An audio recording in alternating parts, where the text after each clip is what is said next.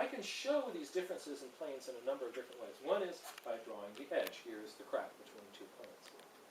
Another way of doing that is to have different values, light on dark, on either side of one of those planes.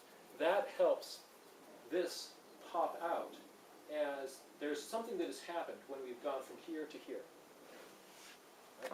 Here I'm randomly putting these in. Now you can see just by randomly placing these in, that is helping you visualize that there's something going on here with the surface.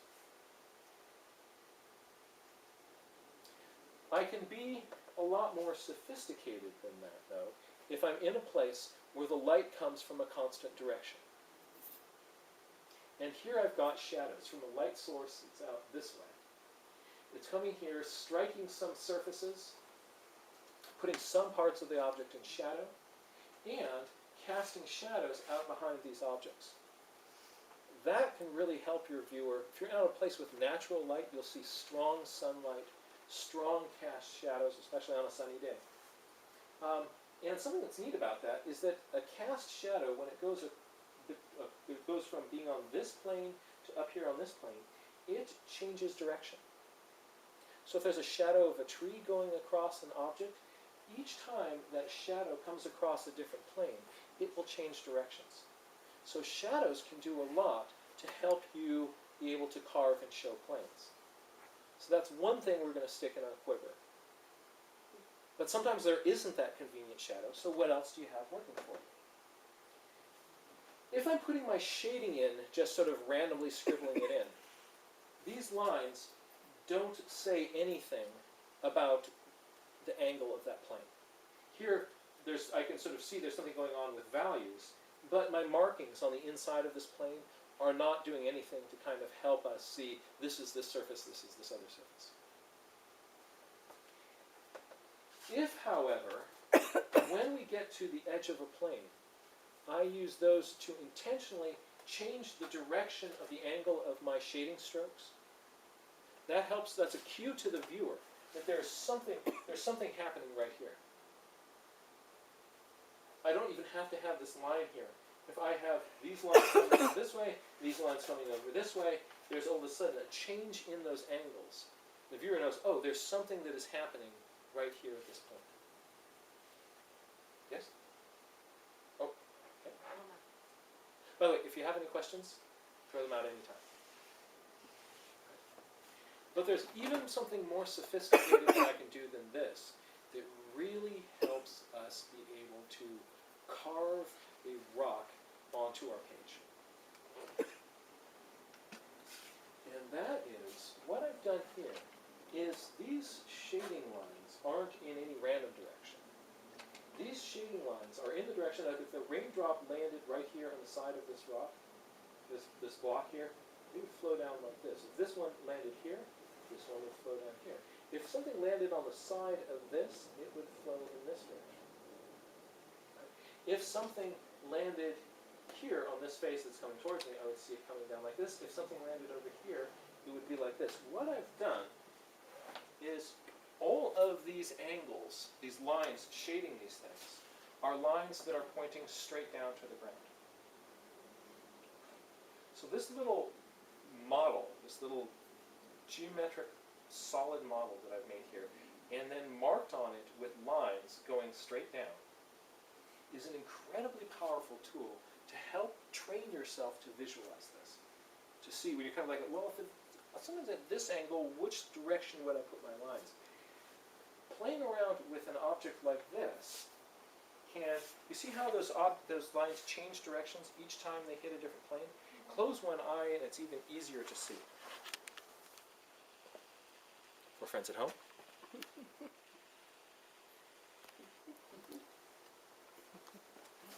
Right? So what I did is I cut this little thing out of paper, put the lines on it, and I just set this on the back of my toilet tank for a week. And every time this may be too much information, I know. Right? And then, once a day I would sit there and close one eye and kind of what I did is I absorbed intuitively what was going on how, with different angles, these little lines are going to play. And so what I'm going to do in the next couple of days is I'm going to put up on my website and also connect that with a link on the Facebook page, the blueprints to print out this model. You can then get out your own scissors, cut it out, glue it together, a little craft project to make a geometric solid, a platonic solid, the dodecahedron, and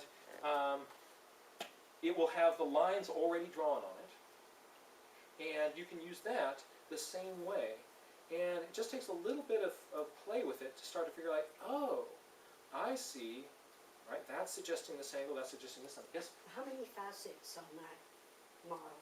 Does anybody know on a dodecahedron how many sides? I think it's 12. 12. So dodeca, right, is 12. Isn't that cool? Yeah. Like, you know the shooting star? Dodecathlon? Right? What if you pronounce it the right way? Dodecatheon. Right? Pliny the Elder thought this was such a beautiful plant that it was under the protection of the 12 gods. That's where we get the name. It means 12 gods. Dodecatheon. This is the dodecahedron. Isn't that cool? Yeah.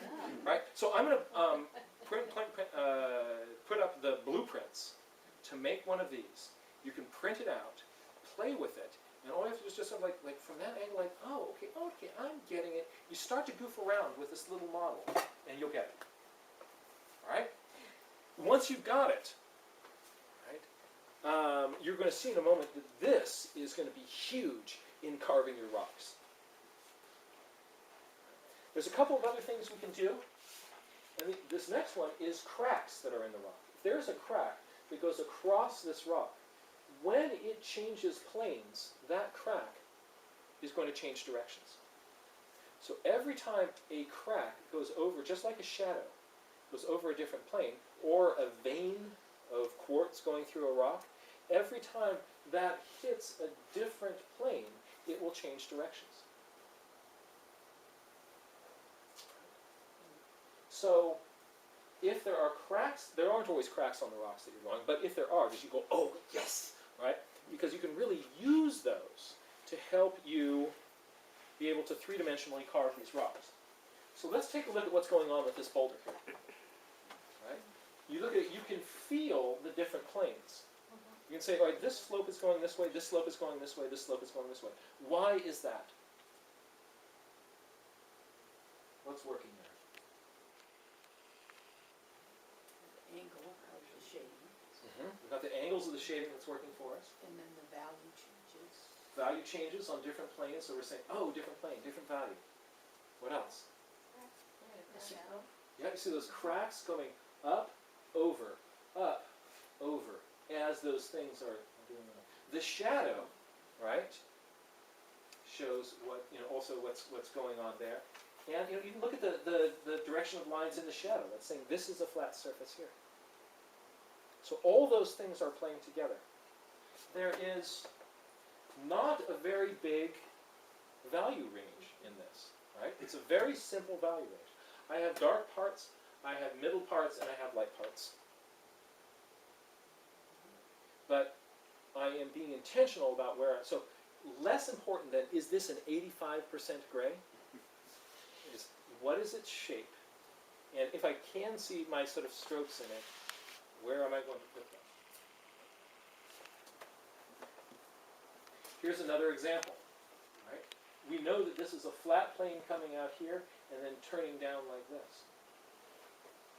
And that's because of, oh look, the top edge of this grass is made by the bottom edge of that. So that's using that grass trick to show the top edge of these grasses right in here.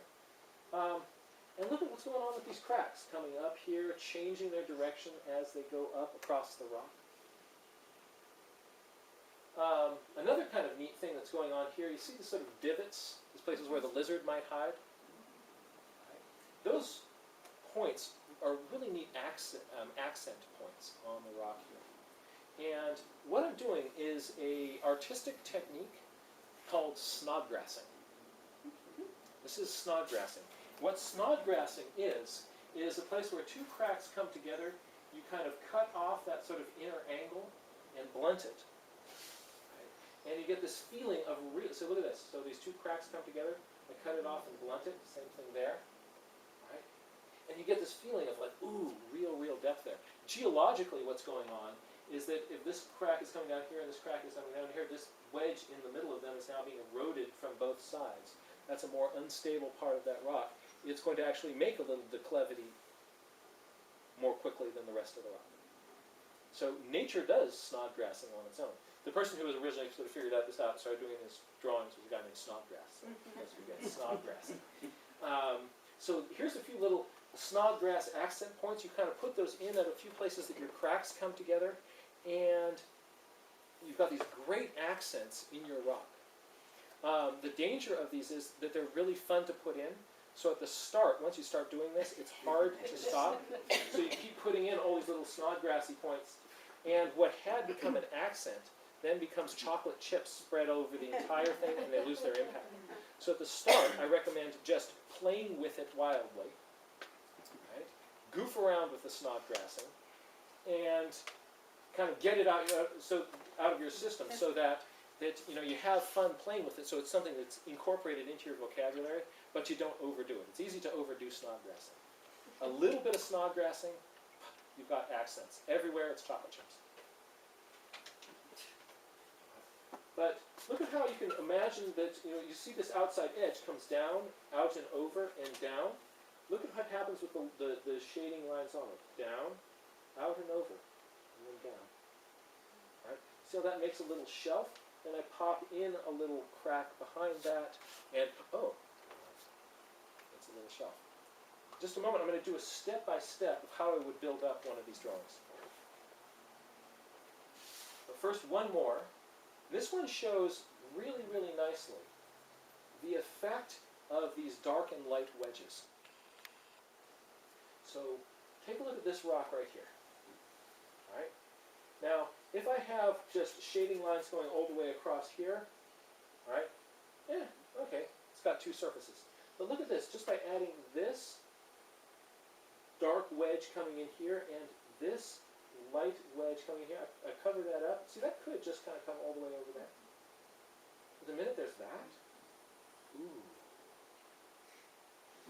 All right, let's look at that over here. I have a rock.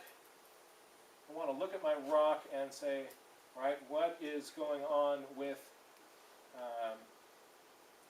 your shadows? All right, let's say it's not very interesting like that. Well, that's not very interesting. But I squint at my rock. Often when you squint, you can see these differences between darks and lights a little bit better. I'm going to put in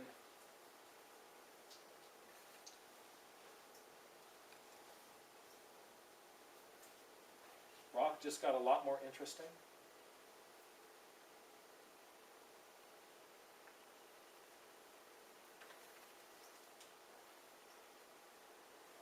This rock just got a shelf sticking in on the side. So all of a sudden, that's popping all these extra different planes into our rock. So looking for these places where there's a dark wedge coming into the light, where there's a light wedge coming into the dark wedge coming in here. That does a lot to carve your rocks. Also letting some places go really back into dark is going to add depth to your drawing.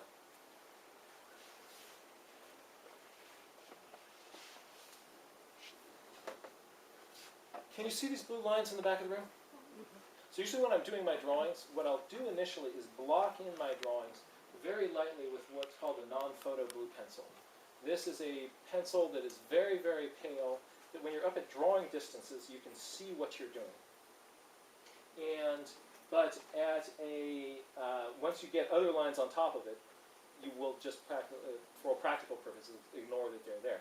This allows me to work out the locations of my rocks, their heights, their widths, without worrying about detail on the rock. I can figure out where it is, how big it is, those sizes, make all of those decisions, make my composition decisions, without without having to worry about rock details. Once I've got that worked out with my blue pencil, I'll draw directly on top of that to make the rest of the rock. And with rocks, the way I start is just by drawing in some of these outside edge lines. But I'm paying attention to where does it change its shape. Once I've got that, what I'm going to do is squint at my rock again, and I am going to look at what is the shape of the boundary between sunlight and shadow on my rock. And let's say if I see that boundary kind of come in here, this part is in shade, this part is in shade, sunlight coming in from this direction, I'll sometimes very lightly, with my non-photo blue pencil or my graphite pencil, lightly kind of tap in that line, and then drop my shading in behind it, following the planes of the rock with my line strokes. So here I'm just blocking in my basic lights and darks on my rock. But by using those, and look at this rock actually looks like a rock. This rock looks kind of boring, right? This one is getting exciting because this one has a dark wedge in it. If I cover that up, right, not an exciting rock, you put in that dark wedge, like, ooh, that actually looks like what I'm actually seeing out there.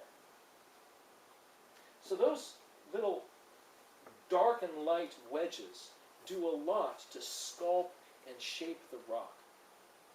So I will intentionally look at those. I'll look at the rock and I'll squint at it and say, all right, this is my basic shapes here. Am I missing some of those dark wedges or those light wedges? And if I see them, I'll put them in. So here it is without, and then with.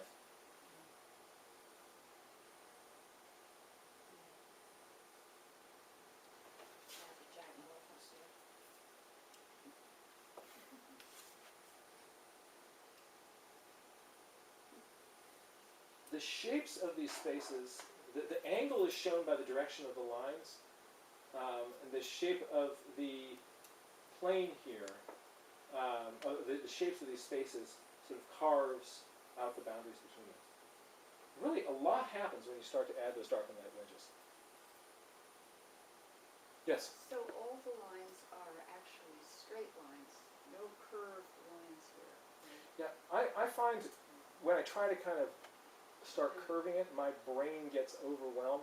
I think it's easier to think of it as a couple of different planes, right? And I've got some here and then some here. So I'll kind of come in and say that, all right, these are coming down this way, these are coming down this way, just to sort of, I'll block in my planes. I suppose that it would be possible to kind of curve those around more. But I find this sort of helps me kind of get a feeling for the angularity of the rock. Now I'm going to put cracks on this rock. All right. But I got to warn you, a crack is addictive, and it's hard to stop. Believe the rock in front of you. If it has crack, I give it crack. But if not, just say no to crack.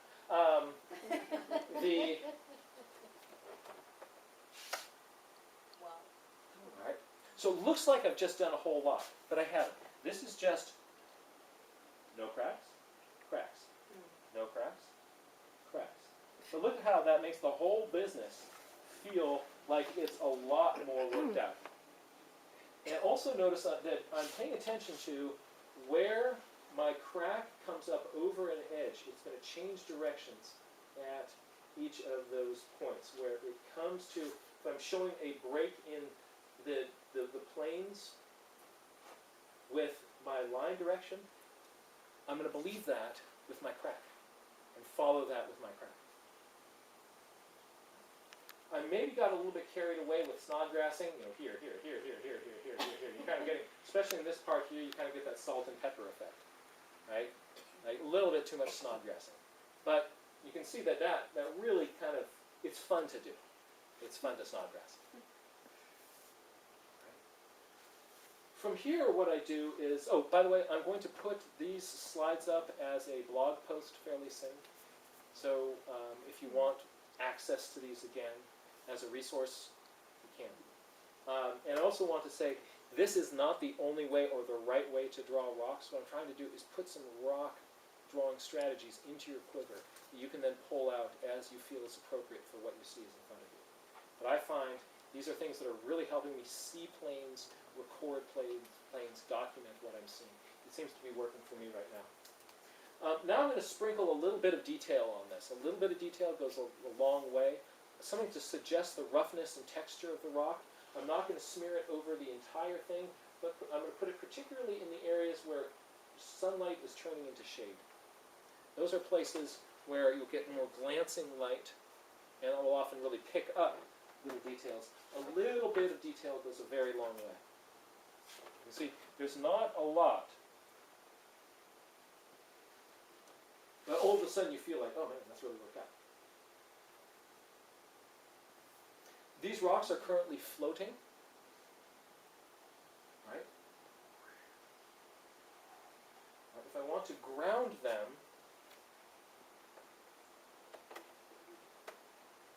a little bit, oh look at that. There are, you can tell the shape of the grasses that are in front. Right there, that's neat. A little bit of this, those dark shadows, and that helps those rocks sit on the ground. Now they're rooted. The final thing I did is I kind of squinted at it and thought there are some places that I want my shadows to be a little bit deeper, kind of pushed those in a little bit, but the picture is basically done. I'm going to deepen those shadows just a little bit in here and maybe down in here.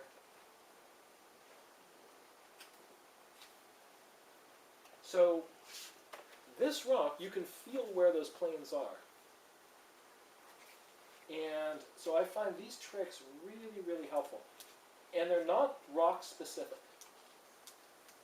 These apply to anything that you're drawing. If you're drawing a person with a stripe on their t-shirt and that goes around the body, where there's a change in the planes of that person's body, that line, that stripe is going to change its angles.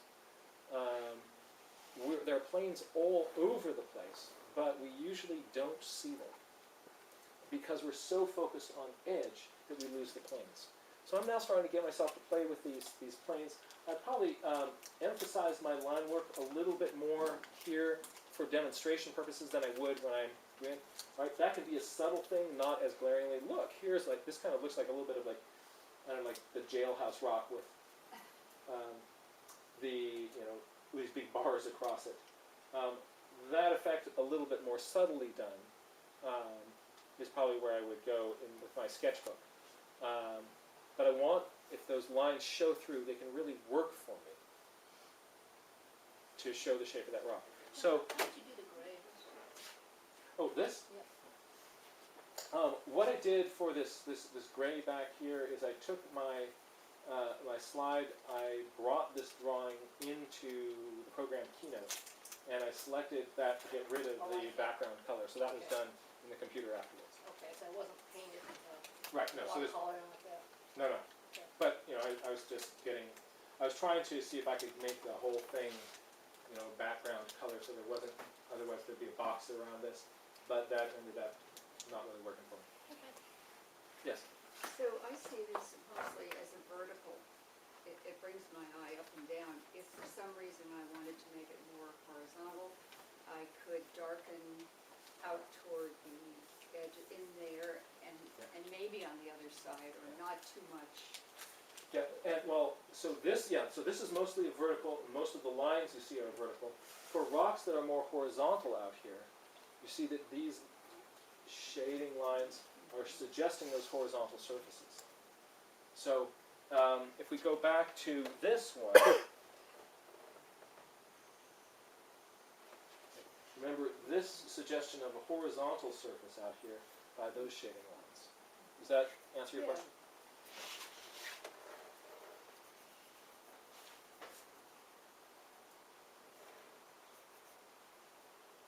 Okay. So here's just a picture of a real rock. You notice that nature also does snodgrassing. And these are fairly rounded. But look, even still, they have planes. Right? So I want to train myself to see those planes. planes, right? And then the cracks reinforce that. The shadows reinforce that. I've got the line direction of my strokes to reinforce that. I have wedges of light. I have wedges of darkness, right, that are going to help carve these different shapes from them. And that is really going to pop these shapes. Does anybody have a rock-related question? Again, this is the stuff that I've shown you. This is not the only way to draw rocks. These are a rock toolkit. But this idea of noticing planes and defining planes in what you're drawing has application to anything that you're drawing. This is in my favorite little unnamed mountain lake in the High Sierra. Nobody is ever there. It's off all of the major trails. You kind of bushwhack for a little while to find it. And there's a little Shangri-La with incredible rock formations. Yeah.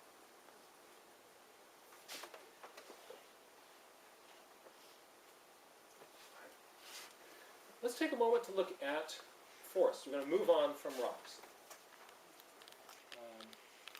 And with forests, so forests are common elements you'll see again and again and again they come up in the sketches which we're doing out there in the field. And having some ways to handle those really helps. Here's what I used to do, and what would drive me nuts is I'd say, all right, here's my landscape picture, and I have a mountain here, and we got another mountain here, maybe there's a lake here, and then there's a forest over in this area. Okay.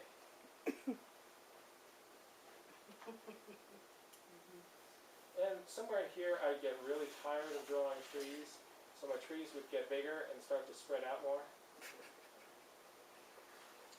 And then they get more sloppy, and then partway through, my friends are sick of this, and they're leaving. And I'm going, okay, hold on. Why did I even start this thing? I get sick of drawing trees, and it doesn't feel like the forest. When I look out at a forest, my brain knows that that's a bunch of trees, but what I actually don't see tree.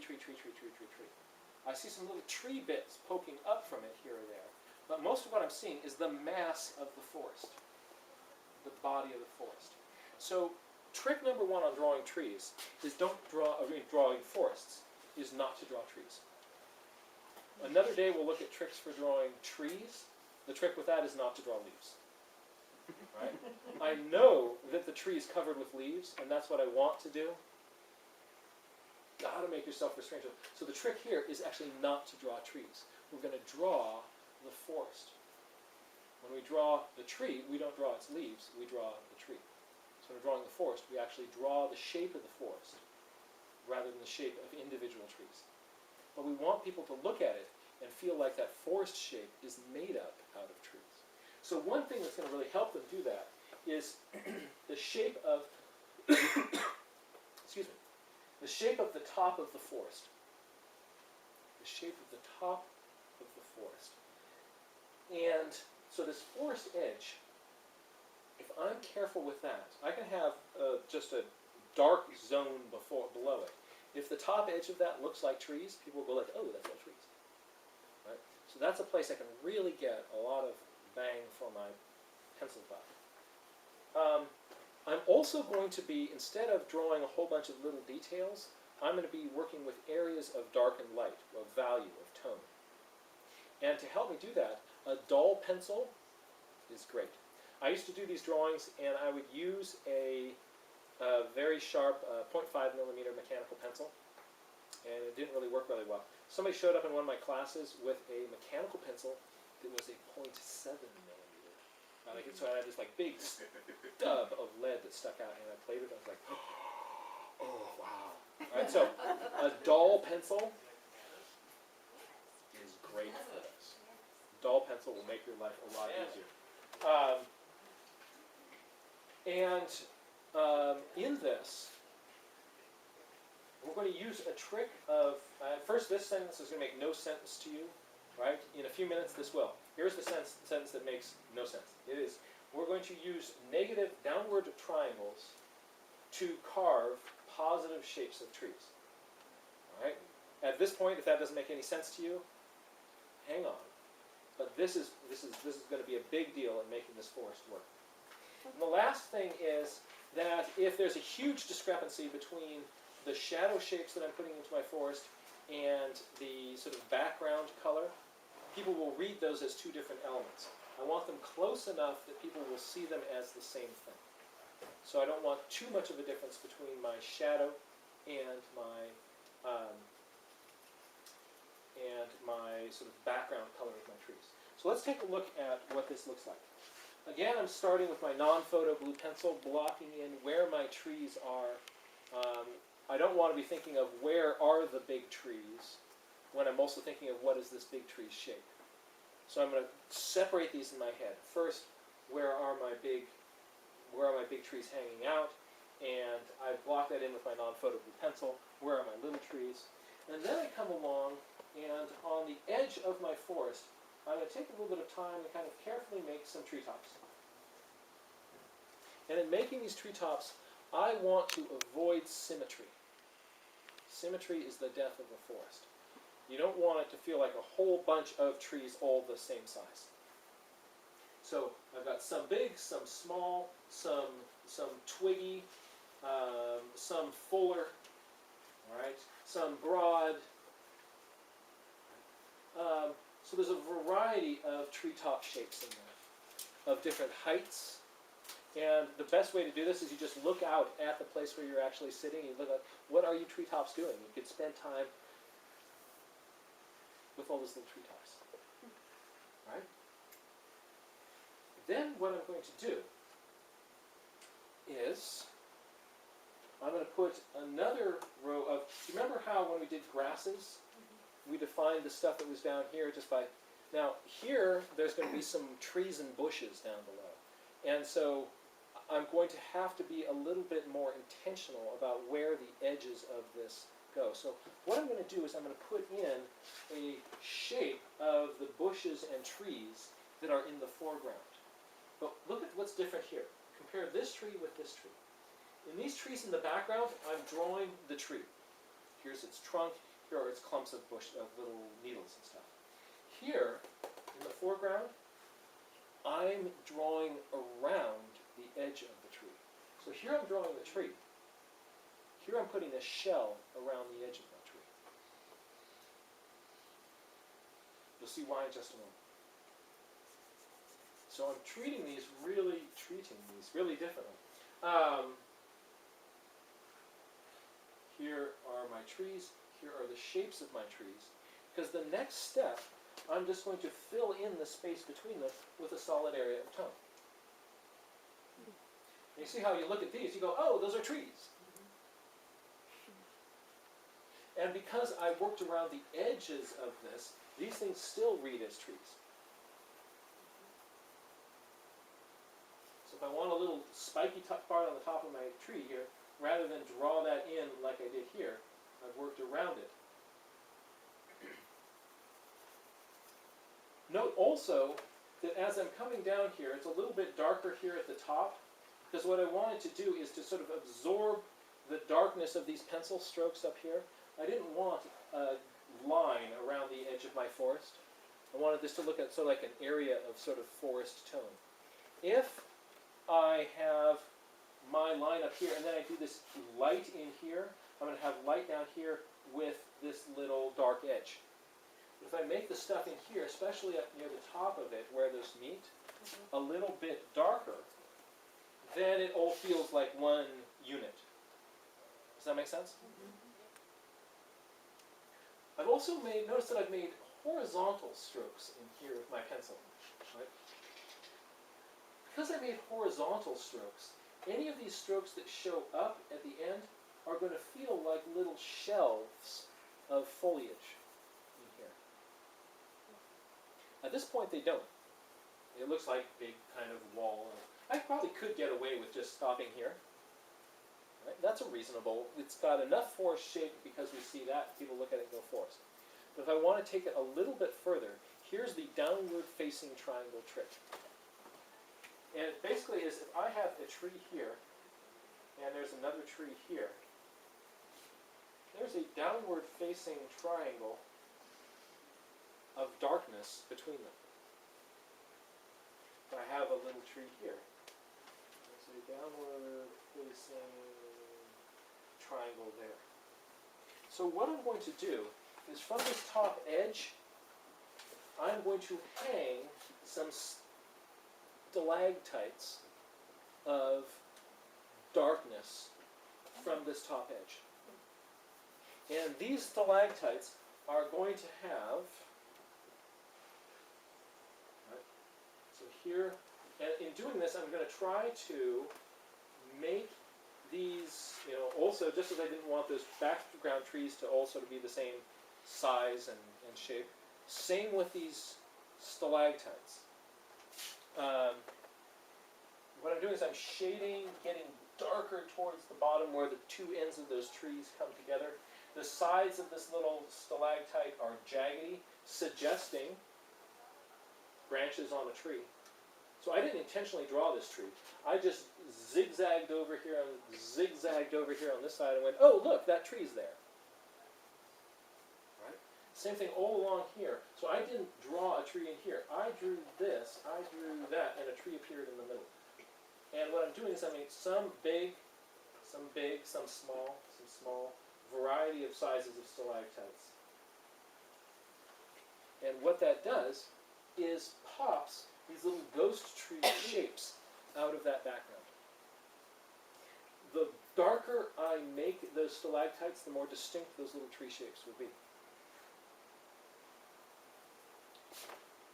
Let me show you a trick, a problem that you can run into when you try this.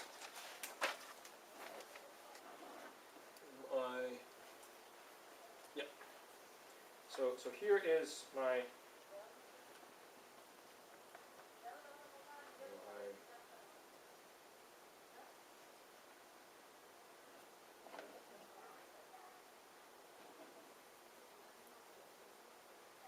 little tree edge. Right. Now I am going to